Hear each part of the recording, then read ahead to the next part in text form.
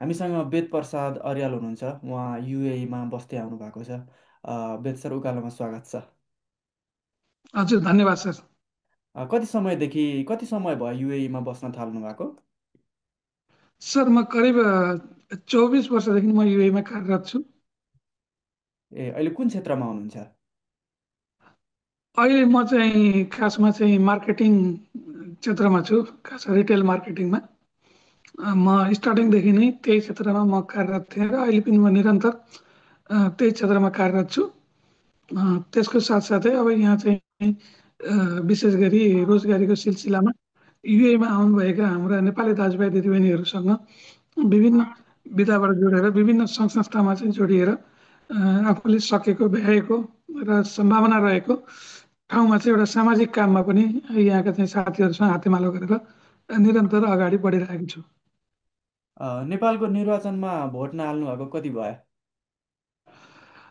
नेपालको निर्वाचनमा भोट नहालेको त लगभग अब यो 10 वर्ष हुन्छ। लास्ट टाइम म 2072को निर्वाचनमा मैले विशेष गरी बिदा मिलाएर नेपाल गएको थिएँ। त्यसपछि चाहिँ त्यो अवसर जुटेको छैन। बिचमा अब पहिला कुरो यो हामी प्रदेशमा छौँ। अब यहाँ चाहिँ एउटा कम्पनीको नियम अनुसार हामी बिदा मिलाउनु पर्ने हुन्छ। अब ठ्याक्कै हाम्रो त्यो नेपालमा निर्वाचन हुने बेलामा चाहिँ बिदाहरू नमिलेको कारणले त्यसपछिको निर्वाचनमा चाहिँ सहभागी हुन सकिएको छैन। 72को निर्वाचनमा चाहिँ भोट हाल्नकै निम्ति बिदा मिलाएर आउनु भएको? हजुर हजुर, त्यतिखेर चाहिँ अलिकति चुनावकै बेलामा अब अलिकति विशेष छुट्टी जाने समय भइसक्दाबाट त्यसलाई चाहिँ अलिकति 3-4 महिना ढिलो गरेर पोस्टपोन गरेर म त्यो विशेष समय मिलाएर गएको थिएँ। यो निर्वाचन नजिकिएसँगै अहिले पनि अब फागुन 21को लागि निर्वाचनको समय तोकिएको छ। निर्वाचन नजिकिएसँगै प्रवासमा बस्ने नेपालीलाई पनि मताधिकारको सुविधा दिने विषयमा खुब चर्चा हुन्छ। यस अगाडि पनि खुब चर्चा भएको हो। अ, तर चुनाव सकिएसँगै यो विषय फेरि सेलाउँछ। यसलाई हजुर, कसरी हजुरले मूल्याङ्कन भन्नु गरिरहनु भएको छ, सर? होइन, हजुरले भन्नुभएको कुरा एकदमै यथार्थ हो। यो हामी तमाम यो अहिले लाखौँ लाख जो युवाहरू या नेपाली दाजुभाइ दिदीबहिनीहरू अ, विभिन्न पेसाको लागि या विशेष गरी रोजगारीकै लागि, होइन, युज नम्बर चाहिँ हामी रोजगारीकै लागि बाहिर छौँ र विगत लामो समयदेखि यो विषयहरू उठ्दै पनि आएको हो। र चाहिँ विभिन्न क्षेत्रमा रहेका विभिन्न सङ्घ संस्थामा चाहिँ आबद्ध भएका चाहिँ साथीहरू र हाम्रो अ, धेरै नेपाली दाजुभाइ दिदीबहिनीहरूले जहाँ पनि अवसर मिल्दाखेरि यो विषय नेपाल सरकारलाई पटक पटक हामीले ध्यान आकर्षण पनि गराएको, रिक्वेस्ट अनुरोध पनि गरेको।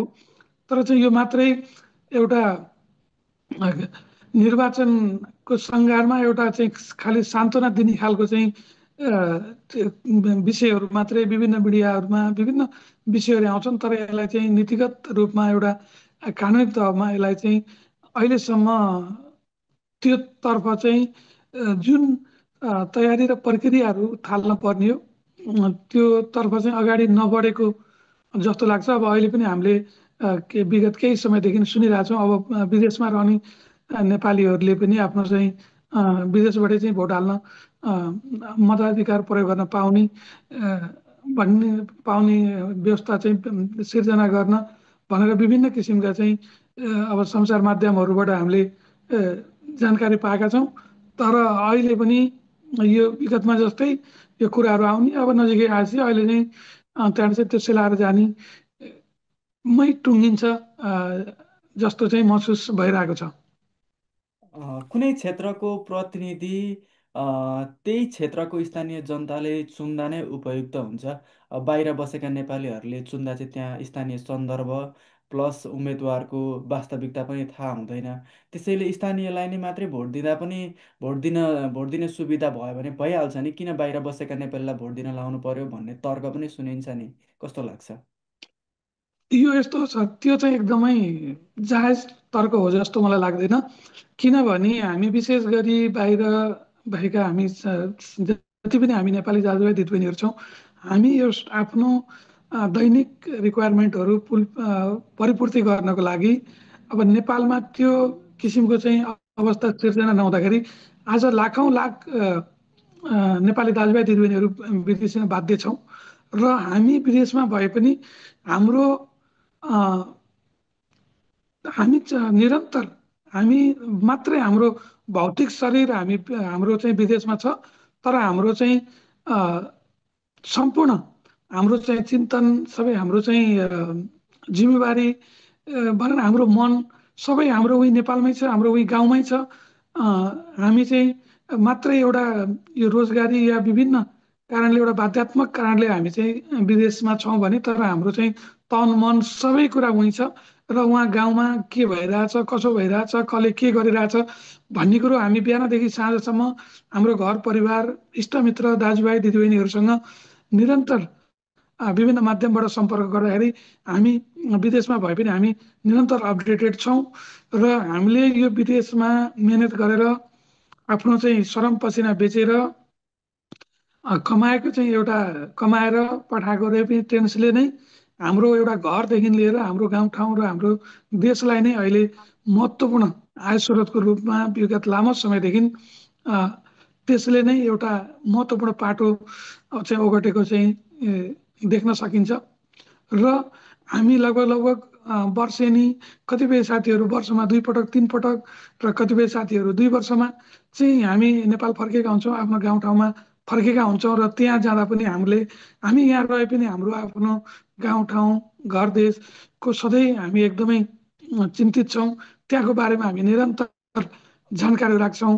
अहिले त यो के अरे तपाईँको इन्टरनेटले त तपाईँलाई संसारै तपाईँलाई एक बनाइदिइसकेको छ। तपाईँ जुन कुनामा रहे पनि जहाँ रहे पनि तपाईँको यदि इच्छा शक्ति भयो भने कहाँ के भइरहेछ भन्ने कुरो बरु नेपालमा बसेको गाउँठाउँमा बसेको हाम्रो नेपाली दाजुभाइ दिदीबहिनीहरूले चाहिँ त्यो जानकारी नपाउनु होला, उहाँ विभिन्न काममा विभिन्न ठाउँमा चाहिँ व्यस्त हुँदाखेरि। तर हामी प्रदेशमा बसेका नेपाली दाजुभाइ दिदीबहिनीहरू त हामी इन्टरनेट हामीसँगै छ, त्यसले गर्दाखेरि त उहाँहरूभन्दा पनि हामी अझै छिटो अपडेटेड भएर हामीले देशको चाहिँ वस्तुस्थिति त्यहाँ गाउँठाउँको चाहिँ सम्पूर्ण अवस्थाबारे चाहिँ मलाई लाग्छ यो प्रवासमा रहेका सम्पूर्ण नेपाली दाजुभाइ दिदीबहिनीहरू चाहिँ एकदम अवेर हुनुहुन्छ। यदि कसैले त्यसलाई चाहिँ त्यो किसिमको चाहिँ मूल्याङ्कन गरेको छ भने त्यो गलत हो जस्तो चाहिँ मलाई लाग्छ। जस्तो प्रवासमै रहेका तपाईँ जस्तै नेपालीहरूलाई भोट हाल्ने सुविधा दिने हो भने पनि नेपालको राजनीतिमा त्यसले के फरक ल्याउँछ? होइन, यो त एकदमै नेपाल सरकारले यसलाई चाहिँ एकदमै प्राथमिकता साथ राखेर यो गर्नुपर्छ।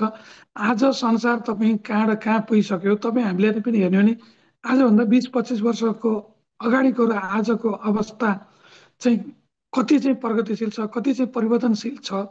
होइन, अहिले तपाईँको चाहिँ एउटा आइटी यो इन्टरनेटले तपाईँको संसारलाई चाहिँ जोडेर तपाईँको हर असम्भवलाई चाहिँ सम्भवमा चाहिँ परिणत गरिसक्यो।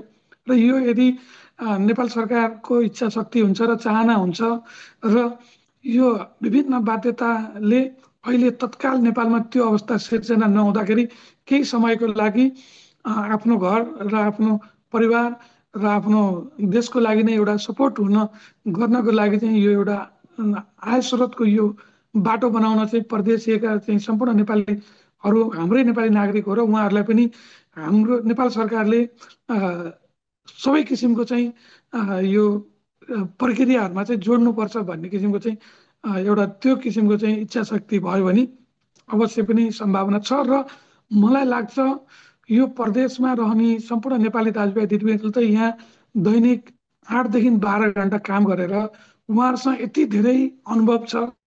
उहाँहरूले यो विदेशको चाहिँ प्रगति देशको चाहिँ उन्नति प्रगति कसरी हुनु रहेछ, विकास निर्माण कसरी हुनु रहेछ भन्ने विषयमा त उहाँहरूसँग यति धेरै अनुभव छ। सायद त्यो नेपालमा रहनुभएका नेपाली दाजुभाइ दिदीबहिनीहरू सँगको र उहाँहरूको चाहिँ रहेको चाहिँ त्यो अनुभव एकदम फरक छ। अब अहिले यो नेपाल मात्रै नभएर यो विदेशमा बस्ने हामी नेपालीहरूले विभिन्न अन्य देशका घटनाक्रमदेखि लिएर धेरै चिजहरूको चाहिँ एउटा अपडेट राखेको अवस्थामा यो प्रदेशमा रहेको नेपाली दाजुभाइ दिदीबहिनीहरूलाई पनि यो निर्वाचनमा एउटा आफ्नो मत जाहेर गर्ने अवस्था सिर्जना गर्यो भनेदेखि अब कस्तो चाहिँ जनप्रतिनिधिलाई चाहिँ हामीले अगाडि ल्याउनु पर्छ, अब के कसरी चाहिँ अलिकति देश र नेपाली जनताको चाहिँ उन्नति प्रगति र देशको विकास गर्न सकिन्छ, के चाहिँ सम्भावनाहरू छ भन्ने कुराहरू चाहिँ अहिले प्रदेशमा रहेका तमाम नेपाली दाजुभाइ दिदीबहिनीहरूसँग चाहिँ अथाह छ। त्यो उहाँहरूसँग रहेको चाहिँ त्यो अनुभव, उहाँहरूसँग रहेको चाहिँ त्यो स्केललाई चाहिँ नेपाल सरकारले अ, सही तरिकाले चाहिँ प्रयोग गर्न सक्ने एउटा चाहिँ वातावरण निर्माण गर्ने हो भने यसले चाहिँ नेपालमा एउटा ठुलो परिवर्तन ल्याउँछ र त्यसले चाहिँ नेपाललाई चाहिँ एउटा ठुलो सहयोग र सपोर्ट हुन्छ भन्ने चाहिँ मलाई लाग्छ। जस्तो युएईमा दूतावासमै गएर भोट हाल्न पाउने सुविधा भयो भने तपाईँलाई दूतावाससम्म पुग्न कतिको सुविधा हुन्छ, अथवा तपाईँ जस्तै नेपाली नागरिकहरूलाई दूतावासमा पुगेर भोट हाल्न कतिको सहज होला? अब मैले अहिले युएको बारेमा मात्रै कुरा गर्दा म त 24 वर्षदेखि युएमै छु होइन, लगायत अन्य देशमा पनि त्यो छ। र नेपाल सरकारले त्यो चाहिँ एउटा वातावरण सिर्जना गर्छ भने मलाई लाग्छ तमाम विदेशमा रहेका नेपाली दाजुभाइ दिदीबहिनीहरूले हर सम्भव आफूले सक्ने मिल्नेसम्मको चाहिँ प्रयास गरेर दूतावाससम्म उपस्थित भएर चाहिँ आफ्नो मताधिकार प्रयोग गर्न लाई चाहिँ एकदम स्वतः स्फूर्त तरिकाबाट चाहिँ साथीहरू चाहिँ त्यसमा चाहिँ सहभागी हुनुहुन्छ जस्तो लाग्छ। र म आफू पनि, र मलाई लाग्छ युएमा त एकदमै त्यो सम्भावना छ। र यदि त्यो चाहिँ अवसर प्राप्त हुन्छ भने युएमा रहेका तमाम लाखौँ लाख नेपाली दाजुभाइ दिदीबहिनीहरूले त्यो अवसरलाई चाहिँ गुमाउनुहुन्न र त्यो चाहिँ सहजै उहाँहरूले चाहिँ आफूले सक्ने मिल्ने कन्ट्रिब्युट गरेर त्यसमा चाहिँ आफूलाई चाहिँ सहभागी गराउनुहुन्छ भन्ने चाहिँ मलाई लाग्छ।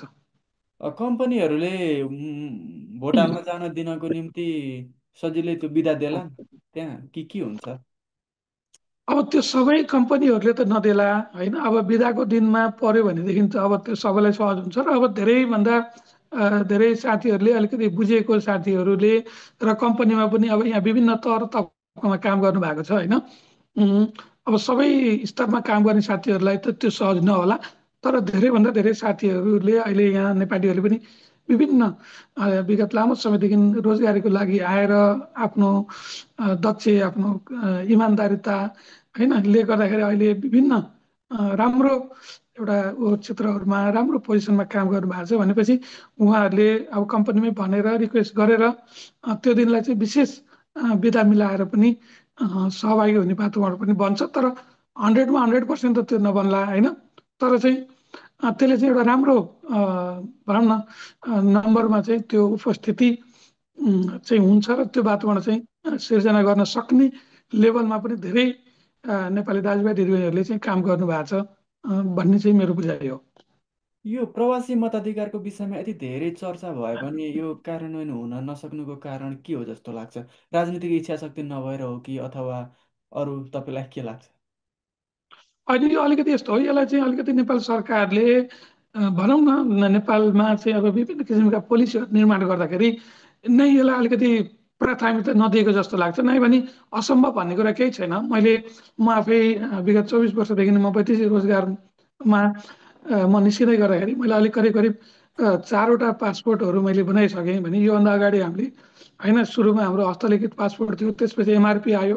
अब अहिले हामीले यहीँबाट चाहिँ तपाईँको ई पासपोर्ट होइन, यहीँबाट हामीले दूतावासमा गएर हामीले त्यहीँबाट चाहिँ आफ्नो बायोमेट्रिक आफ्नो चाहिँ अनलाइनमा चाहिँ फोटो खिचेर हाम्रो चाहिँ ई पासपोर्टहरू छ। अब अहिले हामीले चाहिँ श्रमको लेखी लिएर सबै चाहिँ अब बायोमेट्रिकहरू यहीँ गर्ने सिस्टमहरू छ भनेपछि यसलाई चाहिँ अलिकति प्रायोरिटीमा राखेर चाहिँ सरकारले चाहिँ इच्छा शक्ति चाहिँ निर्माण गर्यो भने यो असम्भव छैन, यो सम्भव छ।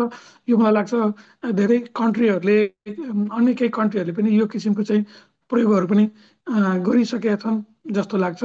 र अहिलेको चाहिँ यो अनलाइन यो इन्टरनेटको चाहिँ जमानामा ती सबै कुराहरू चाहिँ एकदमै पोसिबल छ।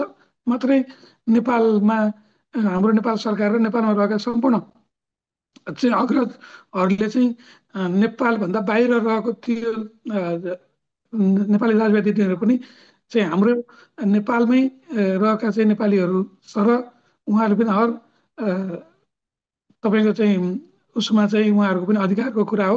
उहाँहरूलाई पनि हामीले जोड्नुपर्छ, उहाँहरूलाई चाहिँ छोड्नुहुन्न भन्ने किसिमको चाहिँ एउटा चाहिँ इच्छा शक्ति र त्यो किसिमको भावना राख्ने हो भने चाहिँ यो सम्भव छ। र योभन्दा अगाडि कुरा चाहिँ गरेको र त्यसलाई चाहिँ अलिकति यो गर्नै पर्छ भन्ने किसिमले चाहिँ त्यो कार्ययोजना भनौँ न त्यो कार्यतालिका चाहिँ तयार नगरिएको हुँदाखेरि चाहिँ यस्तो भएको चाहिँ हो जस्तो लाग्छ। उकालोमा बोलिदिनु भयो, धेरै धन्यवाद। हार्दिक धन्यवाद यो उकालो टिमलाई पनि।